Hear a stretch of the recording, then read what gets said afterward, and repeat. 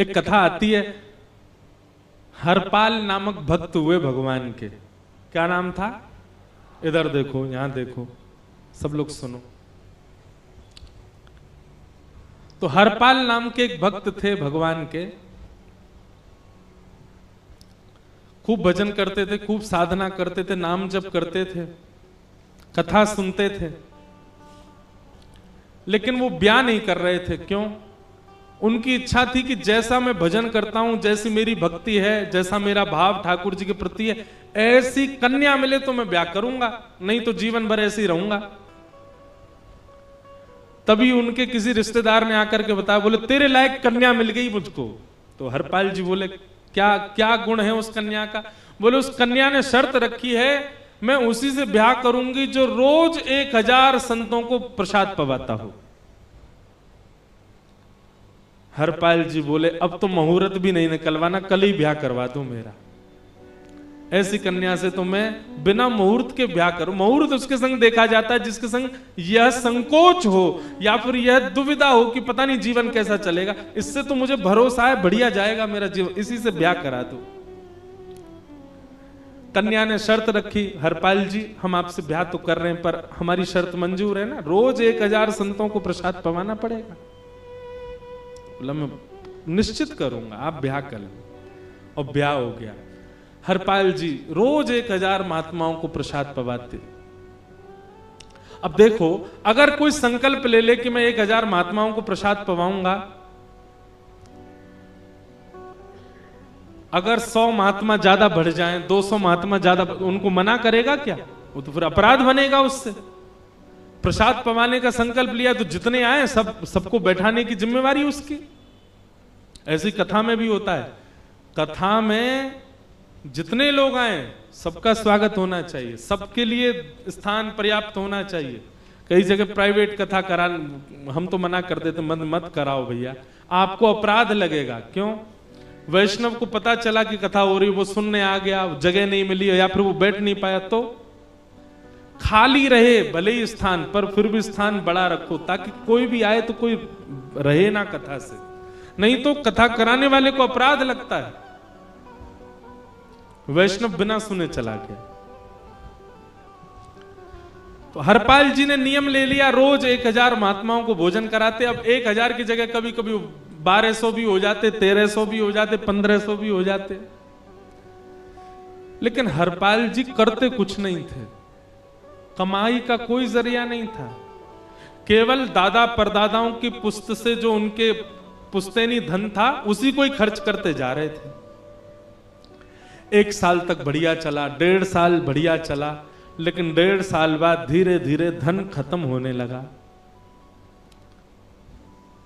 जैसे ही धन खत्म होने लगा, हरपाल जी बड़ी चिंता में आ गए, क्या करें। पत्नी को नहीं बताते थे। क्यों? बोले इससे तो शर्त लगी, इसको क्यों बताऊं अपना दुख, इससे तो शर्त, मेरी यही शर्त थी कि रोज 1000 संतों को भोजन कराना। तो हरपाल जी ने बाहर जाते और दुकानदारों के यहां से जाकर के कर्जा लेने लगे। वो पुराने संपन्न थे तो किसी ने कर्जा देने से मना भी नहीं किया, सब देने लगे, बोले ले जा। इतना कर्जा कर लिया, 6-7 महीने तक कर्जे में भी उनके संत सेवा बंद नहीं हुई। 6-7 महीने बाद मांगने वालों ने मांगना शुरू किया, बोले हमारा दो, हमारा दो, हमारा दो। किसी का नहीं दे पाए तो पूरे नगर में ये हो गया कि भैया हरपाल जी अब पहले जैसी स्थिति में नहीं है, कर्जा इनको देना बंद करो, ये देते ही नहीं है पैसा लौटा करके। सब बिगड़ने लगा, धन नष्ट हो गया, इज्जत चली गई, लेकिन उनकी संत सेवा नहीं रुकी, रोज संत सेवा करते। एक दिन मन में विचार करने लगे, अब क्या करूं, अब तो मुझे कोई कर्जा भी नहीं देता, गहने भी सारे बिक गए, धन भी सारा खत्म हो गया। तो हरपाल जी ने मन बनाया कि मैं चोरी करूंगा, और चोरी करके ठाकुर जी, आप लोग मत करना ऐसा, चोरी करूंगा। हरपाल जी चोरी करने जाने लगे, लेकिन हरपाल जी का नियम था कि वो किसी के धन की चोरी नहीं करते थे। संपन्न लोगों के घर में जाते थे और उनकी रसोई घर की सामग्री चुरा लाते थे, चीनी, दाल, आटा, चावल, मूंग, नमक मिर्च, ताकि भंडारा हो जाए सवेरे। इस प्रकार महाराज चोरी होने लगी। एक घर की हुई, दो घर, अब तो हल्ला होने लगा। बोले कि घरों की सामान राशन चोरी हो जाता है। वो बड़ा विचित्र चोर है, धन नहीं चुराता है, राशन चुरा के भागता है। ऐसी चोरी होने लगी महाराज। अब तो लोगों ने अपने अपने घरों में पहरेदारी शुरू कर दी कि चोरी ना हो। तो हरपाल जी को और दिक्कत होने लगी, क्या करें, कैसे करें। धीरे धीरे हरपाल जी इस स्थिति में आ गए कि अब संपन्न लोगों के यहां उन लोगों को ढूंढते जो ना कभी संत सेवा करते ना वैष्णव सेवा करते, और उन लोगों के यहां जाकर के थोड़ा बहुत धन चुरा लेते, स्वर्ण चुरा लेते। करना कुछ नहीं, अपना घर नहीं बनाते थे, बसाते थे, संत सेवा करते थे। ठाकुर जी रीझ गए हरपाल से। ठाकुर जी बोले, देखो ये सब चोरी कर करके और मेरे संतों को पवारा है। ठाकुर जी बोले, इस पर अनुग्रह करने जाना है। भगवान सिंहासन से उठ करके तैयार होने के लिए गए और बढ़िया महाराज नकली सी मूछ लगा करके, ऊपर सिर पर पाग पहन करके और थोड़ा पेट सा बाहर निकाल के, गले में खूब सारी जंजीर डाल के, हाथों की हर उंगली में अंगूठी पहन करके, सोने की जूतियां डाल करके, कौंधनी सोने की पहन करके, और एक बैंत समझते, वृद्ध लोग लेकर के चलते, बैंत, सोने का मड़ा हुआ बैंत लेकर के ठाकुर जी तैयार हो गए, एक सेठ जी बन गए। लक्ष्मी भैया ने पूछा, भगवान बड़ा सुंदर स्वरूप धारण किया, कहां जा रहे हो? बोले, अपने भक्त से मिलने जा रहे हैं। रुक्मणी जी बोली, मैं भी चलूंगी। भगवान बोले, तुम मत चलो, तुम उसको पहचान नहीं पाओगे, तुमसे अपराध बनी जाएगा। बोले, नहीं नहीं, भक्त दर्शन करने मैं तो जाऊंगी। भगवान बोले, जल्दी तैयार हो जाओ। सब लोग इधर देखो, वहां से कोई सामग्री आ रही है, कथा यहां हो रही है, इधर देखो, और फिर हम आंख बंद कर लेंगे, चाहे आप कहीं देखो। आंख खुली है तो हमको ही देखो। रुक्मणी जी एक सेठानी बन गई, ठाकुर जी सेठ जी बन गए, और दोनों ने मन में विचार किया कि हरपाल जी को दर्शन देना है। और यहां हरपाल जी की स्थिति क्या थी? अब संत सेवा के लिए कहीं से भी धन नहीं मिल रहा था। तो हरपाल जी एक मार्ग पर जाकर के बैठ गए और सोचने लगे, कोई धनवान यहां से निकलेगा तो उसको लूट लूंगा, और लूट के भाग जाऊंगा, सारा धन संत सेवा में लगा दूंगा।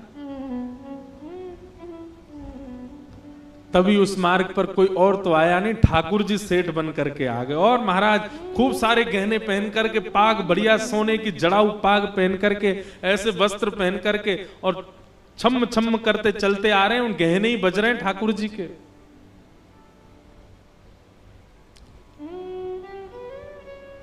हरपाल जी ने जैसे नेत्र खोल करके देखा, ठाकुर जी के रूप यौवन और सबरी उनके श्रृंगार को देख करके हरपाल जी बोले, ये तो 1 साल के भंडारे की व्यवस्था आ रही है सामने से।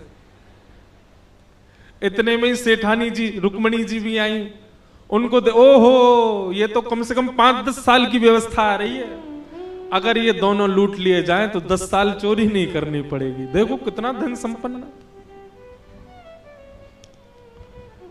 हरपाल जी के बगल में जैसे ही ठाकुर जी पहुंचे, हरपाल जी बोले, भैया जय श्री कृष्ण, प्रणाम। ठाकुर जी तो नाराज हो गए, क्या भगवान का नाम बोलता है सुबह सुबह? तुम सब लोग बड़े पाखंडी हो, ढोंगी हो, और हमने सुना इस गांव में एक रहता है, वो चोरी डकैती करता है और फिर कहते संत सेवा करता है। ऐसी काय बात की चोरी भैया? करता तो चोरी है, भली उससे भली संत सेवा करता हो। नाम उसका हरपाल है, हम सब जानते हैं। भगवान का नाम मत लो हमारे सामने।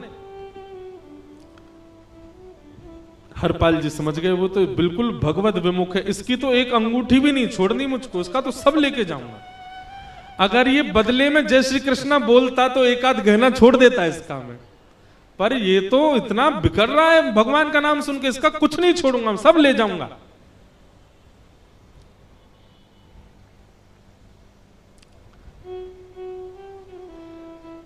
हरपाल जी बोले, हाँ भैया, एक रहता तो है डकैत इस गांव में, और उसका कोई पता नहीं है, वो कभी भी आ जाता है। लेकिन एक मार्ग जंगल में होकर के है, उसमें गांव में नहीं जाना पड़ता। जंगल से गुप्त चुप निकल करके पूरे गांव पार हो जाएंगे, आप शहर पहुंच जाओगे। उसका रास्ता मुझे ही पता है। सेठ जी बोले तो तुम हमको पार करवा दो। हरपाल जी बोले मैं पार तो करवा दूंगा, लेकिन भगवान मेरे घर कुछ मेहमान आए हैं, उनके भोजन आदि की व्यवस्था के लिए मैं तो बाजार आया था, मेरे पे धन नहीं है। आप यदि मुझको कुछ दे देंगे तो मैं घर पर व्यवस्था करके आऊंगा, तुरंत आपको लेकर के गांव पार करवा दूंगा। ठाकुर जी ने उसको कुछ सोने की मोहर दे दी। बोले लो तुम अपने घर की व्यवस्था कर आओ। हरपाल जी ने सामग्री खरीदी, घर पर पहले व्यवस्था करके आए। बोले आज की व्यवस्था हो जाए, क्योंकि आज तो 10 साल का सब चोरी करना समय लगेगा। पत्नी से कहा भोजन प्रसादी बनाओ, संतों को पवाओ। संत पूछेंगे मैं कहां है, तो कहना कि आप लोगों की 10 साल की व्यवस्था करने गए आज। हरपाल जी लौट करके आए और सेठ जी से कहा आइए आइए चल दीजिए मेरे साथ और हमारे संगी चलना बिल्कुल। ठाकुर जी रुक्मणी जी चलने लगे। जैसे ही विहंगम जंगल में पहुंचे, भयंकर भयावह जंगल, बीच जंगल में जैसे ही पहुंचे, हरपाल ने पीछे मुड़ करके देखा, दोनों चले आ रहे हैं। तुरंत महाराज वो तो अपने रूप में आ गया, शेर की तरह गर्जना करने लगा, अपनी लाठी धर दी सामने और अपने सिर का स्वाफा निकाल करके सामने बिछा दिया। भगवान जो सेठ जी के रूप में आया, भगवान बोले भैया ये क्या कर रहे हो? बोले मैं ही हरपाल हूं। सारे सामग्री निकालो, डाल दो यहां पे, एक चीज भी मत छोड़ना, नहीं तो तुम जानते नहीं हो तुम्हारा क्या करूंगा। ठाकुर जी तो थर थर कांपने लगे। रुक्मणी जी बोली देखो कैसा नाटक कर रहे हैं। रावण के आगे नहीं डरे थे, कुंभकर्ण के आगे नहीं डरे, हिरण्यकश्यप के आगे नहीं डरे, और वो हरपाल के आगे ऐसे कांप रहे हैं। भगवान तो मन की सब समझ जाते हैं, कौन ही मारने, वो तुम भी कांपो। क्यों? बोले भक्त है भैया, ये हमारो भक्त है। अनुब्रजम में हम नित्यम पूये ये तन्य रेणु भी, इसने हमारे लिए सब गवा दिया, हमारे वैष्णव संतों के लिए सब लुटा दिया, इसके आगे भयभीत होने में कोई लज्जा नहीं। लक्ष्मी नारायण दोनों कांप रहे हैं और हरपाल कह रहा सब निकालो। ए सेठानी जी कान के कुंडल उतारो। कान कुंडल उतार दिए, नाक की नथनी उतार दी, सब उतार उतार के धर दिए, हाथों के सब कड़ूला आदि भी धर दिए। भगवान ने भी अपने सब उतार दो। बोले बैत कहां लेके जा रहे हो? उसको भी धर दो। बोले अरे भैया बुढ़ापे की लाठी, हम गिर जाएंगे। बोले कुछ नहीं गिरोगे, धर दो इसको। जीवन में कभी राम ना, जय श्री कृष्ण बोलने पे चिल्ला रहे थे मुझ पे, रखो इसको यहां पे। सारा धर दिया। बोले बहुत बढ़िया हो गया, अब 10 साल की व्यवस्था हो गई। इतने में भगवान की कनिष्ठ उंगली में एक अंगूठी थी। हरपाल बोला ये कहां बचा के ले जा रहे हो, उसको दो। बोले अरे भैया ये तो बहुत बचपन की हमारी अंगूठी है और ये आज तक हमारी निकली ही नहीं है और ये निकल ही नहीं पाएगी, इसको बाहर हम निकाल ही नहीं सकते, इसको तो रहने दो हमारे पास। बोले तुम क्या जानो, इस अंगूठी से कम 1 हफ्ता संत भोजन होगा और तुम पे तो दया करनी नहीं है। चिल्लाए थे मुझ पे जय श्री कृष्ण बोलने पर, निकालो इसको। भगवान खूब प्रयास करें, वो नहीं निकले तो हरपाल जी ने उंगली पकड़ी। बोले इसको काट देता हूं मैं, तुम्हारे पास उंगली रहने का कोई काम नहीं है, तुम उंगली से करते ही क्या हो।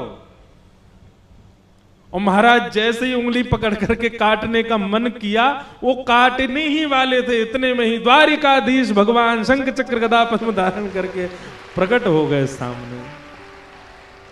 रुक्मणी जी महालक्ष्मी के रूप में प्रकट हो गई और दोनों ने अपने अंक में हरपाल को भर लिया।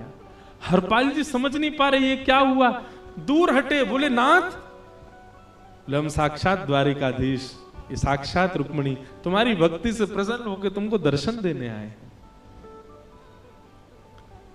हरपाल जी घुटने के बल बैठ गए, रोने लगे, सर रख दिया चरणों में, पटकने लगे। बोले नाथ, मैंने अपने नाथ को लूटा आज, मैंने अपने स्वामी के साथ डकैती कर रहा था, मैं अपने स्वामी की उंगली काटने पर मजबूर हो गया था, इसका मतलब तो मैं पापी हूं। मेरा पाप इतना प्रचंड हो गया कि मैं आपके रूप को नहीं पहचान पाया। भगवान ने हृदय से लगा, नहीं हरिपाल, तुमने कभी अपने लिए प्रयोग थोड़ी किया। तुम्हारी पत्नी भूखे सो जाते हो, लेकिन संतों को भूखा नहीं जाने देते। ठीक है, उसके लिए भले ही तुमने वह गलत मार्ग अपनाया जो नहीं अपनाना चाहिए था, परंतु उसमें उद्देश्य कोई और तो नहीं था, मेरे जनों की सेवा ही तो थी, मेरे वैष्णवों की सेवा। और देखो हरपाल, एक मेरी बात सुनो, आज तुम्हारे मन में ग्लानि होती है कि तुमने दूसरों का धन हड़प करके और उससे संत भोजन कराया। वास्तव में इसका विधान शास्त्रों में यह बताया गया, जिसके धन से भोजन बना और संतों ने पाया, परोसा भले ही किसी ने भी हो, कार्यक्रम भले ही किसी ने भी कराया हो, पर धन जिसका लगता है पुण्य उसी को मिलता है। तुमने तो अपने गांव के, शहरों के उन लोग जो कभी संत सेवा नहीं करते थे, उनके धन चुरा चुरा करके उनको पुण्य बांटा है। तुमने कुछ गलत नहीं किया है। हां, अपने प्रयोग में यदि लेते तो पाप हो जाता, लेकिन तुमने तो एक रत्ती भी अपने प्रयोग में नहीं ली, सब संतों में लगा दी, और जितने लोगों का धन चुराया उन सबको पुण्य प्रदान कर दिया। हम तुमसे बड़े प्रसन्न हैं। हरपाल जी चरणों से लिपट के बोले, नाथ आप बड़े कृपालु, बड़े दयालु। भगवान बोले, अब हमने दर्शन दे दिया, अब हम जाएं। और सुनो, ये सारा धन हमने दिया है, 10 साल का नहीं होगा इससे। तो बोले, जब तक तुम जीवित रहोगे तब तक की सेवा बनेगी, इससे संत सेवा चलती रहेगी। ये सारा धन आभूषण हम लेकर के इसीलिए आए थे, ताकि तुमको अब कभी किसी से मांगना ना पड़े, किसी से हड़पना ना पड़े।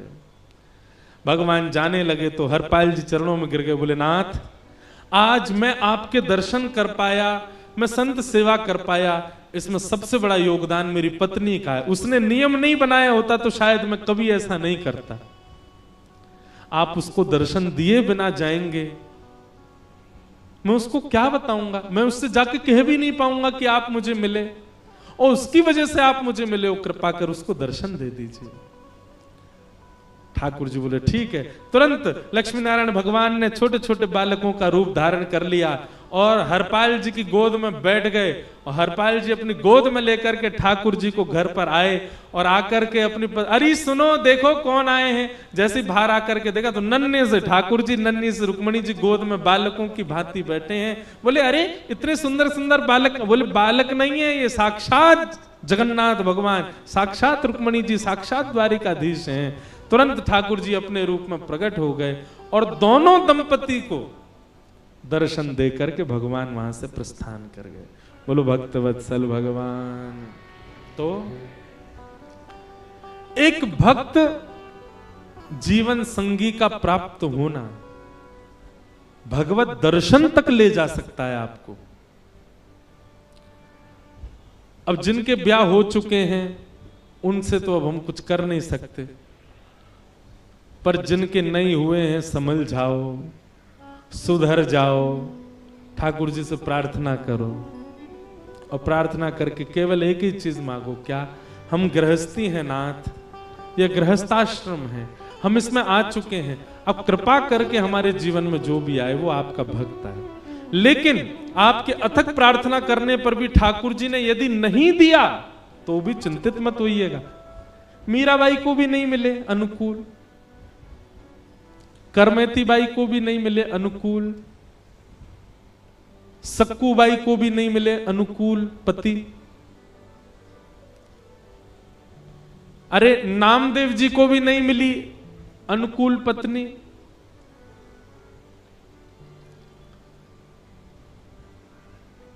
इसलिए अनुकूल मिल जाए तो भगवान की बहुत बड़ी कृपा, नहीं मिले तो उससे चिंतित मत होना। जो मोह, जो प्रेम पत्नी के प्रति होना है आपका, वो ठाकुर जी के प्रति हो जाएगा अगर अनुकूल नहीं मिला तो।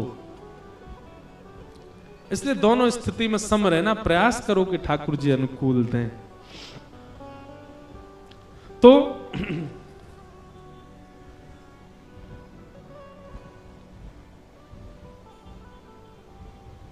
कर्दम ऋषि ने भगवान से प्रार्थना करके कहा कि मुझे एक अनुकूल पत्नी मिले, नाथ कृपा करो। और कैसी पत्नी मिले जो मुझसे ज्यादा आपसे प्रेम करे, मुझसे ज्यादा आपका भजन करे, मुझसे ज्यादा आपको ध्याए। कर्दम ऋषि की बात सुनकर के भगवान बड़े प्रसन्न हो गए। भगवान ने कहा, बोले ऋषि, परसों स्वयंभू मनु तुम्हारे यहां आएंगे अपनी पुत्री देवहूति को लेकर के, वही तुम्हारे लिए अनुकूल है, उससे तुम ब्याह कर लेना। कर्दम ऋषि बोले, मतलब क्या मुझे कहना पड़ेगा कि अपनी बेटी से मेरा ब्याह करा दो? ये तो बड़ा अटपटा लगेगा। भगवान बोले, चिंता नहीं, हमने सब व्यवस्था कर दी। हमने नारद जी से जाकर के उनकी बेटी को आज्ञा दिलवा दी कि आपका ब्याह तो केवल नारद जी से, उनसे, कर्दम ऋषि से होगा। वो अपनी बेटी का ब्याह करने ही आपके यहां आएंगे, आप उनसे ब्याह करना, आपका जीवन मंगल में होगा।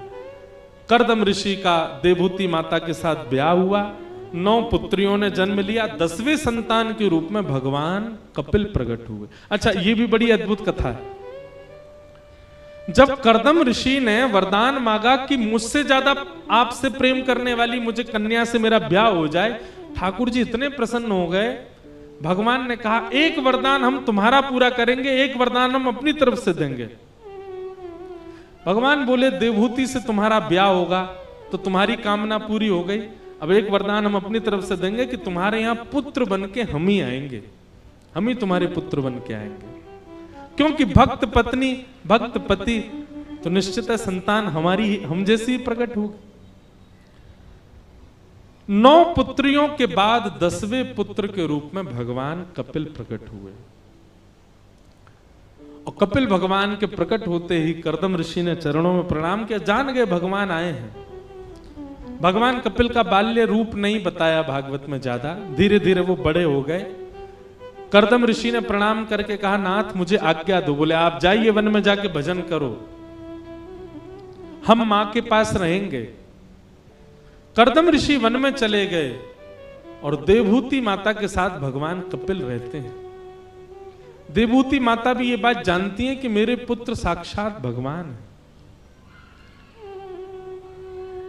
एक दिन देवहूति माता ने सही समय जान करके अपने पुत्र को आसन पर बैठा दिया और स्वयं चरणों में बैठ करके कहने लगी, मैं आपसे कुछ प्रश्न जिज्ञासा करना चाहती हूं, पूछो। यही कपिल देवहूति संवाद है। थोड़ा बहुत हम 2-4 प्रश्न सुन लेते हैं, उसके बाद कथा विराम देंगे।